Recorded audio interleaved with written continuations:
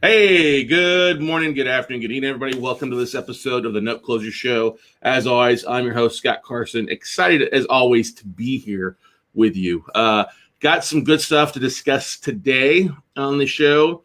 We don't have a guest. We will hopefully have a couple guests based off of this show here in the next few weeks. But first and foremost, want to give a couple announcements, especially for those that are listening or watching us live or listening to us on iTunes and Stitcher. I wanted to give you guys a bit of a heads up on a couple events that are upcoming. If you've heard us talk about any of the Mondays with Quest IRA, you know that they have their big Quest Expo taking place in August 25th and 26th in Dallas, Texas, that we're going to be a part of. And I'm honored to be speaking at and being a vendor at. Definitely want to do that. But for our Mastermind members, for our people that are thinking about joining the Mastermind, maybe like a sneak peek or two, we are offering, we're going to do our next Mastermind in August, the 2 days prior to the Quest Expo on the 23rd and 24th. So just got the phone with Quest literally just a minute ago. They're excited. We're excited. We're buttoning that stuff up together. We have our own separate room block of rooms to fill there at the Westin. Got a phenomenal rate on it. Really excited about the room block rate. And we're going to have 2 days beforehand. So our Mastermind members come in Wednesday night. We spend Thursday, Friday together at the hotel. Saturday, Sunday, they can go to the Quest Expo. There will be a cost for that for the Mastermind members, but we've got a reduced discount price for our Mastermind members as well. And also we've got a discount code for our traditional WCN family and Note Closers family as well. So you keep an eye out for that or reach out to us. We'd be glad to send it over to y'all. But literally let's just say Quest gets 500 investors or 500 in attendance at their event. That's still a phenomenal event in Dallas. We're going to do our best part to really help drive that to see if we can't get to 1,000. And we've got some really cool things lined up for our members, for our note closers, our listening audience. So we'll have a booth there. Swing by the booth. We give you some goodies for our note closers family out there. But anyway, that's I wanted to just start that off with you guys, let you know about the Quest Expo. That's an important thing. And, of course, our next Note Mastermind. So pretty stoked about that. Good morning, guys. Good to see you guys. Good morning, good afternoon, good evening, everybody. Hi, Andrew. Hi, Laura. Good to see you guys here. I see we got quite a few viewers that are interested in learning a little bit more about what we're going to talk about. The main topic of today's episode is the fact that we've talked about in the past. We've talked about how banks are loosening up their guidelines, doing 100% financing, 0% down, which is kind of scary. All right. We've already seen that over the last few months. Well, there was this article that popped up, and I have to thank Shannon Flynn from New to You Properties out of Greeley, who posted originally that I saw. Good morning, Woodell. Thanks, Shannon, for sharing it. And it popped up. It's a pretty interesting article. Basically, it talks about, let's just go through the high points of the article real fast. It basically talks about how subprime mortgages make a comeback with a new name and soaring demand. Well, the subprime mortgage industry obviously vanished after they call it what's the Great Recession, but is now being reinvented. Get this, come up with a really original new name for it. Non-prime, not subprime, non-prime. Woo! Those guys from Wall Street are phenomenal when it comes to marketing, okay? And there's basically two big firms right now, one of them being Carrington Mortgage, which is doing loans in roughly about 35 different states. They're offering mortgages to borrowers with less than perfect credit. And we'll go through some of those things and stipulations. And it's no surprise that demand from both borrowers and, of course, investors is exceeding expectations when it comes to it. So what's interesting is this article came out on CNBC. It talks about the fact that, they're planning on securitizing these for investors because they're looking for higher returns. And but the quote is, "We believe that there is actually a market today in the secondary market for people who want to buy non-prime loans that have been properly underwritten." This executive VP from Carrington Mortgage says, "We're not going back to the bad old days of ninja lending, no income, no job. When people with no jobs, no income, and no assets were getting loans." I get that. I understand that. Okay. What's also a little bit interesting further on, talks about that each of these loans, they say, is being manually underwritten. Okay, assessing the individual risk, but it will allow for borrowers to have FICO credit scores as low as 500.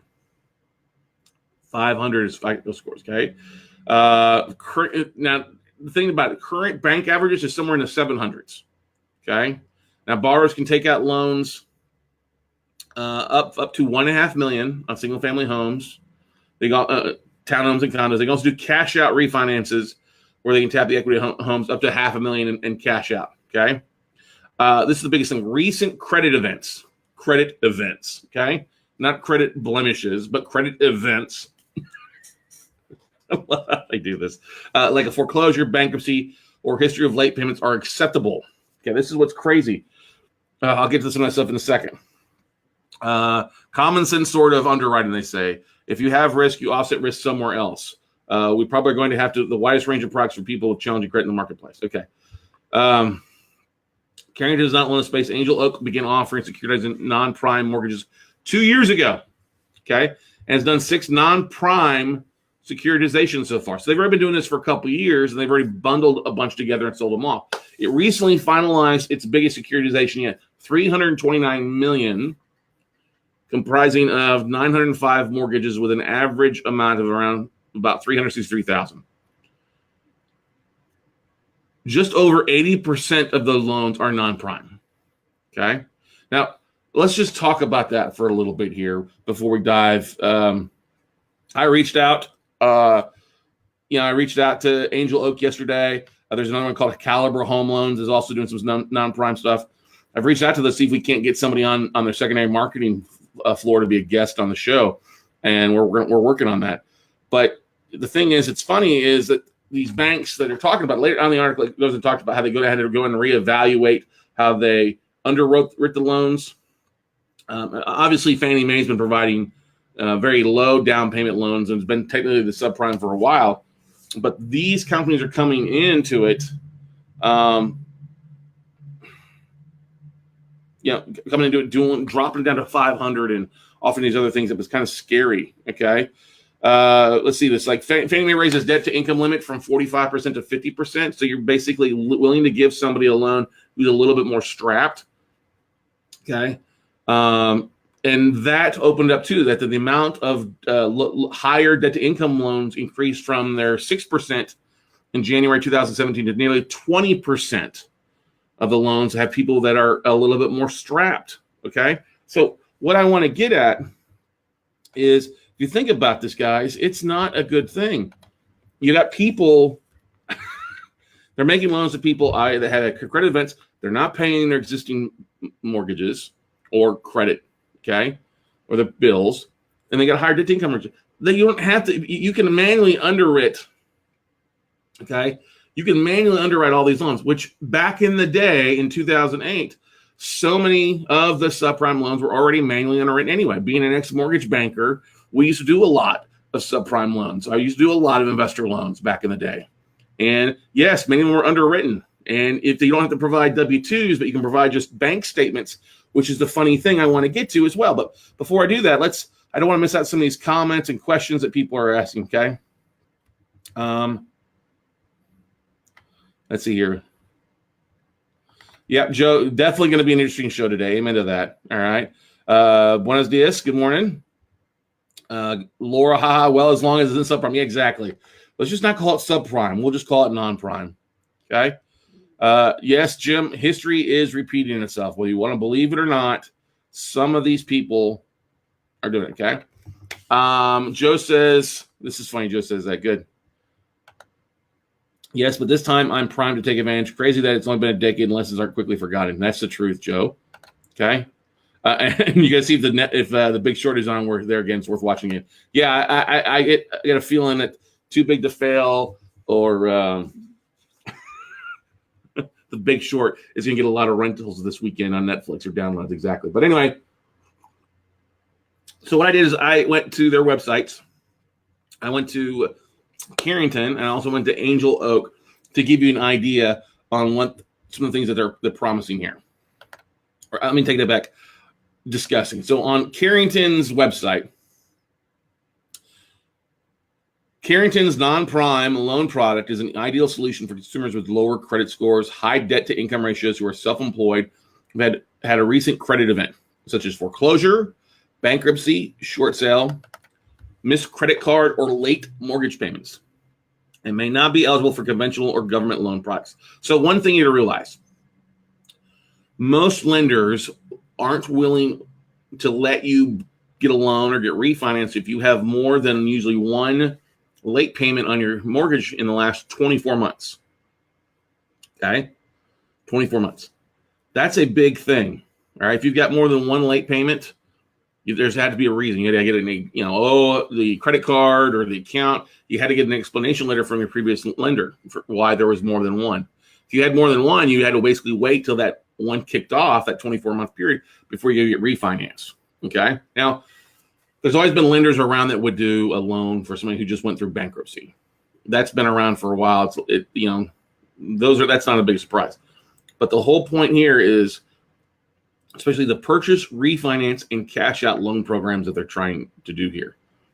Hey, you got a house with a lot of equity, you're not making your payment, you got high debt to income, we'll go ahead and let you pull cash out. Okay.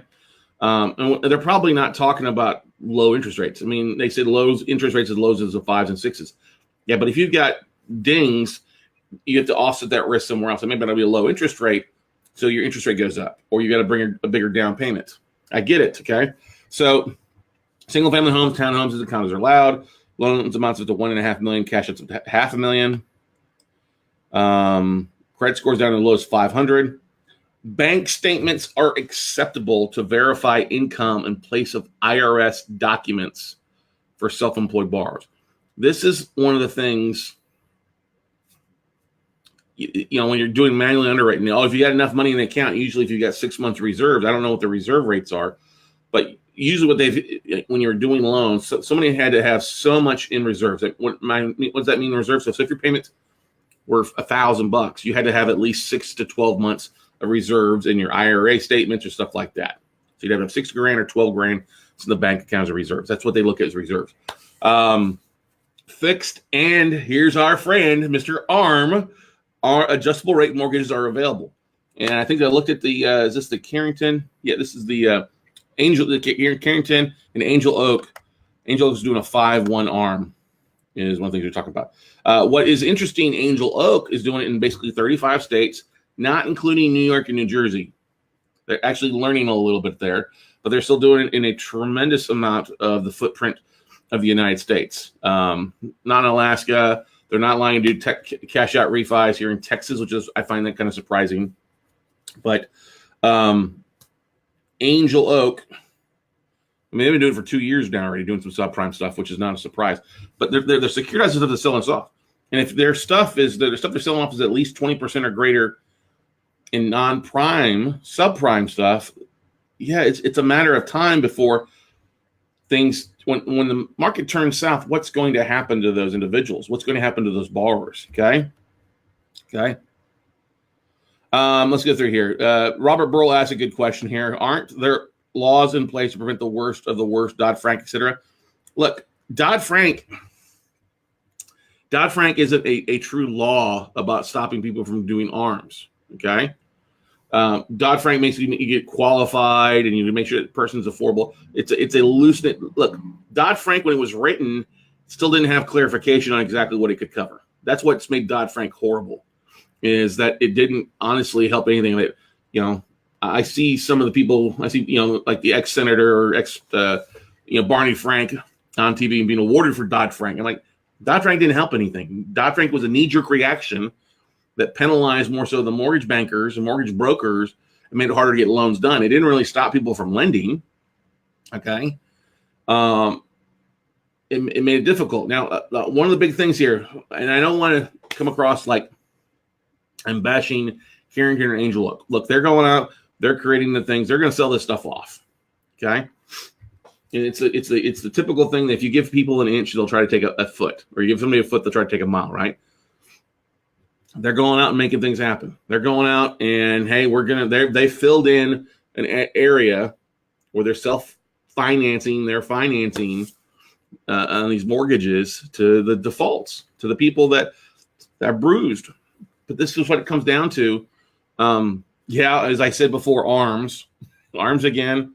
The monkeys are running the circus. I agree to this. Now, I don't want to come across like, oh, bashing, because that's not what I'm doing. What I'm simply coming across is here as an advocate for what we do. You have to be prepared that we're going to see a lot of the same thing again. Okay. Thank you, Cody Cox, for sharing that. Dodd-Frank applies to QM loans. These loans referenced are non-QM loans. So, Cody, why don't you tell people what QM stands for? Okay. So that people have a better idea of what's going on there for you. Give you a chance there because Mr.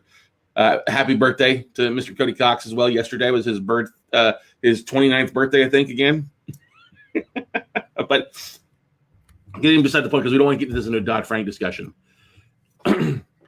When I see things like this, when I see lenders, when I see companies going out there and doing this non-prime and people coming to the table, you have a lot of uneducated people, non-financially educated individuals out there that are doing things that they should not be doing.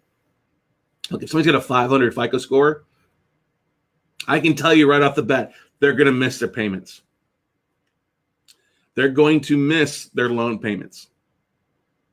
The only thing that would make sense is if the lender actually escrowed their payments for a year.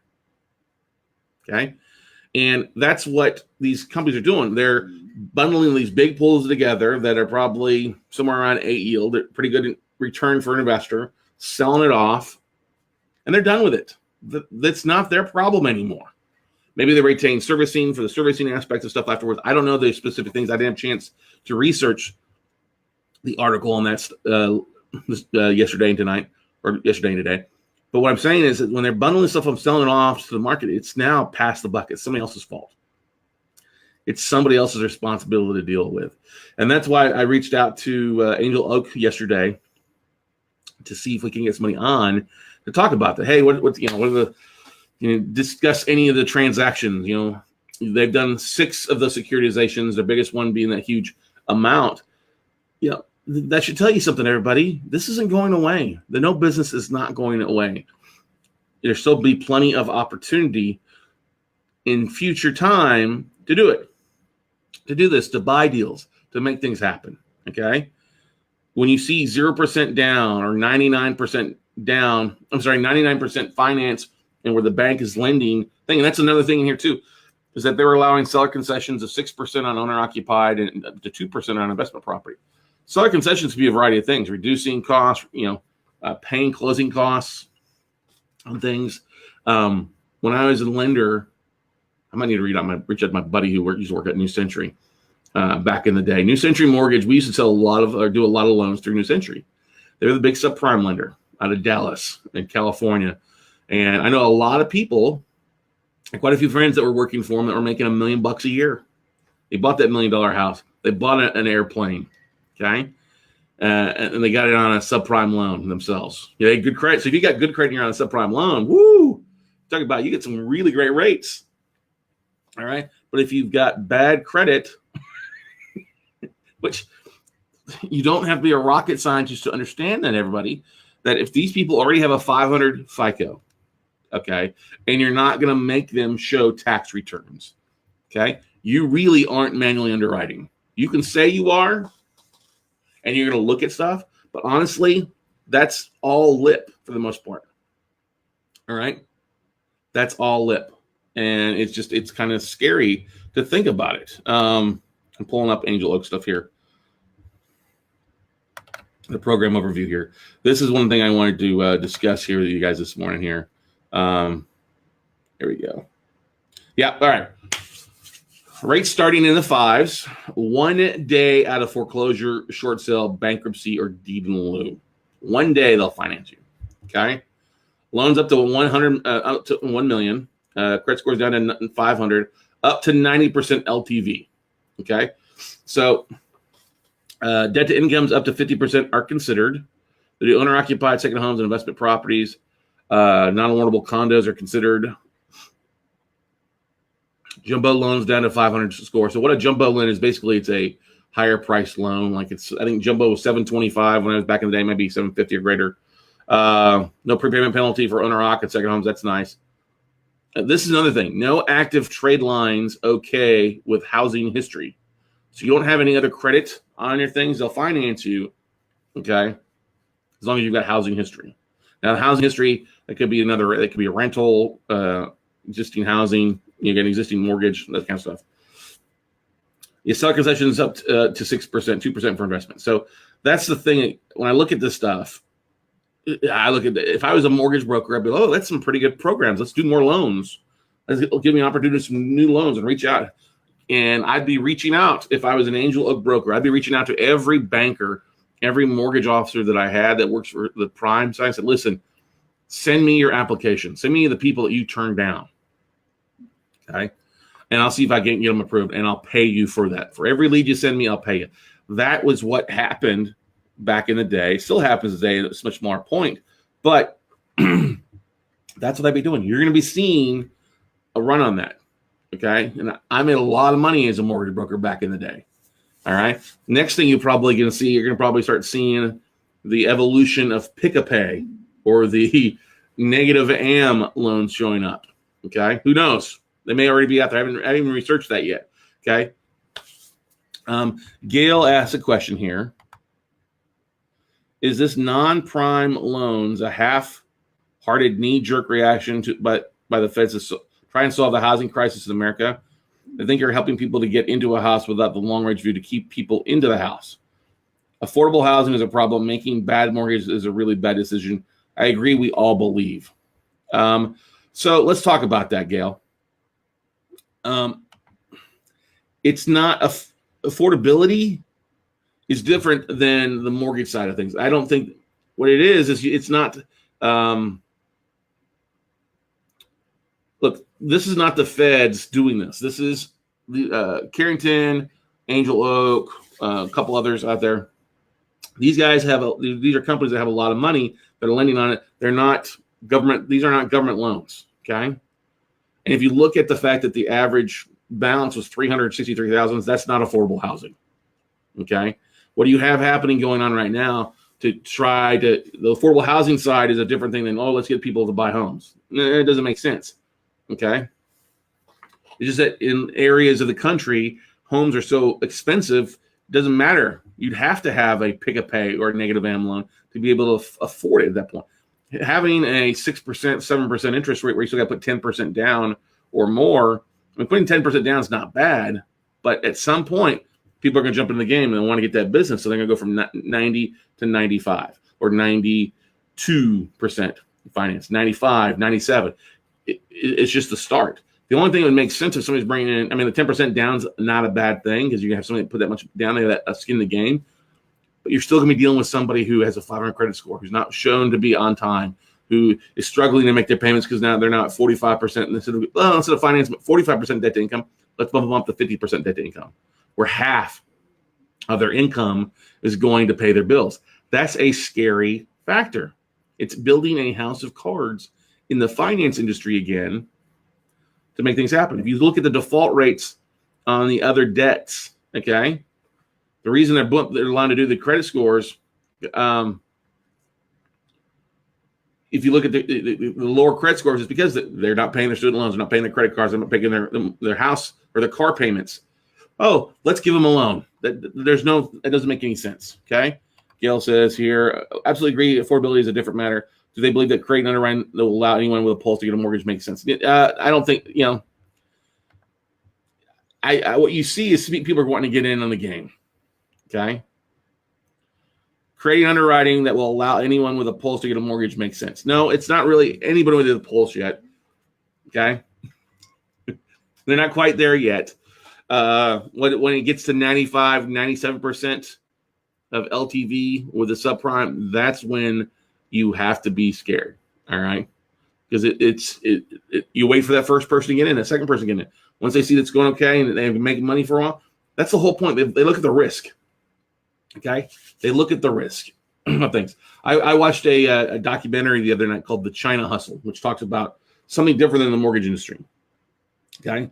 Something totally different about the mortgages, about these companies that go on and do these raising capital for these Chinese companies that come into the U.S. markets and reverse mergers, and there's nothing. They're raising all this money, and there's not any really company back home in China, and it's legal back there in China to do that, how companies like Bank of America, Wells Fargo, all these other big institutions, and what do we hear from them? Oh, we hear about fraud. We hear about things taking place, right?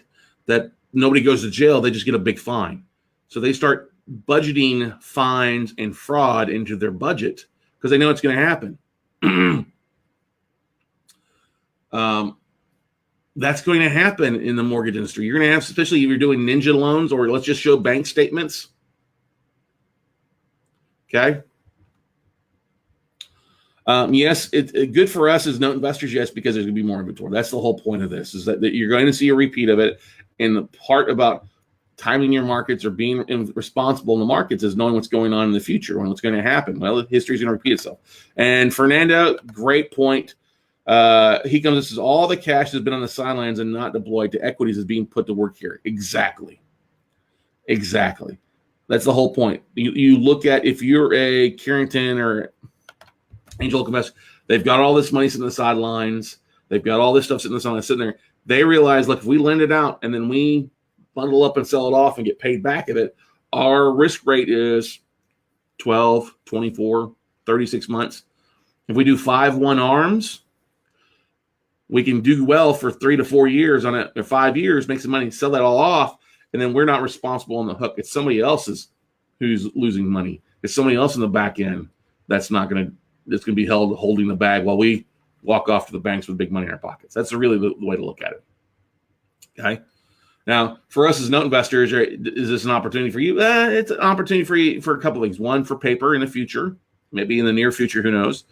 The thing, too, is if you look at some of these programs that are in the states that are available, if you're buying loans in some of those states and you've modified an individual, you've done a trial payment plan, these may be an opportunity for you to help somebody get traditional financing and not have to wait for them to have a 700 FICO score. That's the other thing to look at.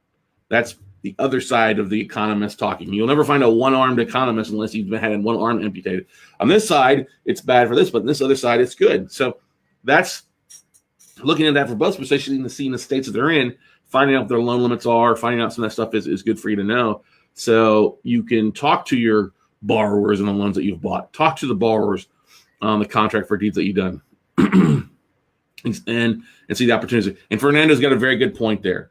The returns, the yields on the mortgage industry doing these loans are higher than equities and bonds. Amen to that. When you're getting somebody a 7 or 8% return or yield or interest rate, whereas a 1, 2, 3% on the bonds and equities and stuff like that, yeah, it makes sense. You can double your return. Who's not going to put their money into the market?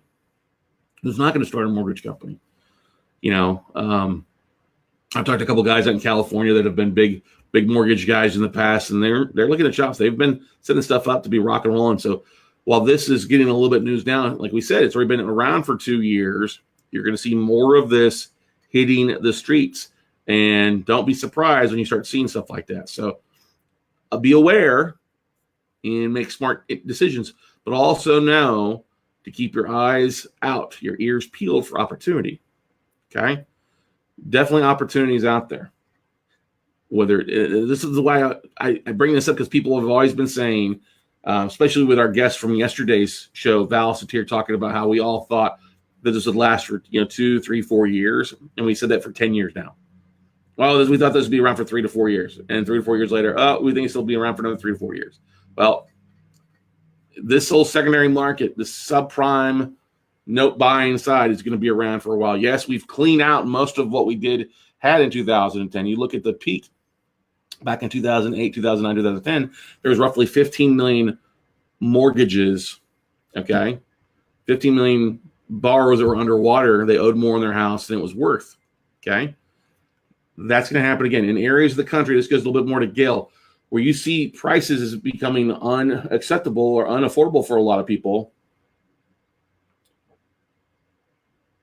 Those prices can only keep climbing for so much before something happens. All right, before they drop down some. And the thing you'd be scared is those that bought at the peak, which a lot of people do. They don't know to sell off, or they get out when it's at the low. Everyone tries to get at the high. Oh, I'm going to be a real estate investor, or I'm going to be a landlord, or I'm going to own apartment complexes to people. What happens when the market turns south? Now you're upside down. Now you can't pay your bills because you've got to adjust your payments and stuff like that. So Brady posted something here. Brady Durr says, saw a scratch and dent loan at 99% LTV. Okay. And a city program paid the down payment and some closing costs on entry-level housing. Another realtor told me the zero down USDA loan was a hot product. It's a wide variety of opportunity. Yes, you're correct. And what Brady means by scratch and dent is that's basically a loan that somebody took out that paperwork didn't get fixed up on, didn't get cleaned up. Maybe there was missing a signature, maybe it's missing disclosures, maybe the FICO scores changed at closing, which is probably what happened here. And city program paid the down payment. Yeah, you see that they're trying to trying to get people in houses by paying the down payment. You see that happen quite a bit. We've seen a lot of that happen in the past, and it's making a comeback. The USDA loan opportunity. USDA is not your traditional product you're going to find in a local city. It's usually rural loans up to 10 acres. If I remember, that's what the USDA loan was. You'd have a rural property with up to 10 acres, and it was outside the city limits for the most part. It wasn't right inside the city limits. So, yeah, lots of things brewing in the mortgage market, everybody. So, what questions, comments do you guys have out there? I just want you guys to be aware, for one thing, hey, this stuff's going to hit the markets again. Okay. What I always want to know, it takes me back to the scene from The Big Short. Is if you're doing that many securitizations, you can't go in and read every document. They're not going to. I will tell you this. They're not going to go in and read every document when they bundle these up and sell them all off. And if there's, 80%, 80+% are subprime loans on this stuff, you have at 20% of prime loans is not going to hold it up. There's plenty of borrowers that have A+ credit that go default for reasons as well. Self-employed people, doctors, lawyers, dentists have downturns as well. We saw plenty of that back in the day, and it's going to happen again, everybody. We're going to see this coming. I'm not Nostradamus. Maybe I'm Nostradamus. Oh, that's kind of funny. Bad pun, everybody. Bad pun. But that's what I'm trying to get at. It's important to see what's going on in the industry. Yes, does it invigorate me? Hey, we've got this around for a while. Yes, stick around. Understand what's going on. Learn to leverage this stuff.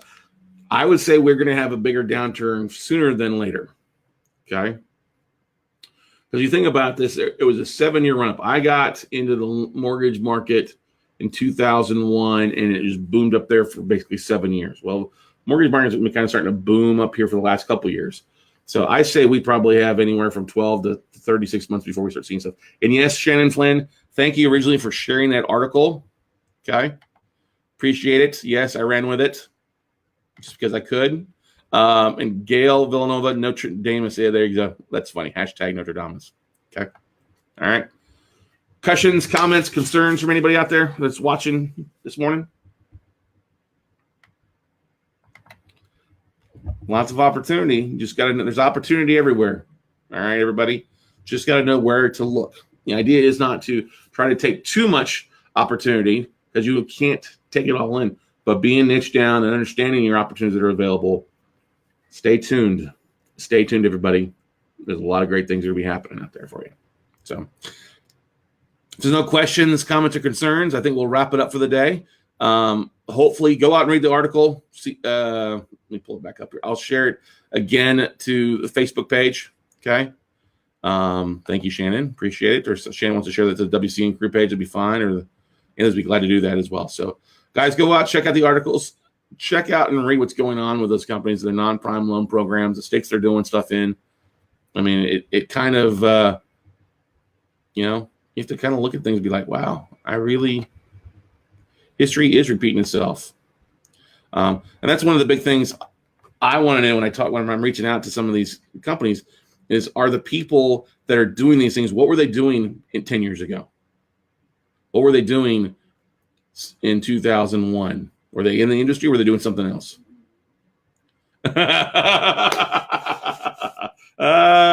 Fernanda Miria, That's a smart thing. Buy default credit swaps while they are cheap still. Yeah.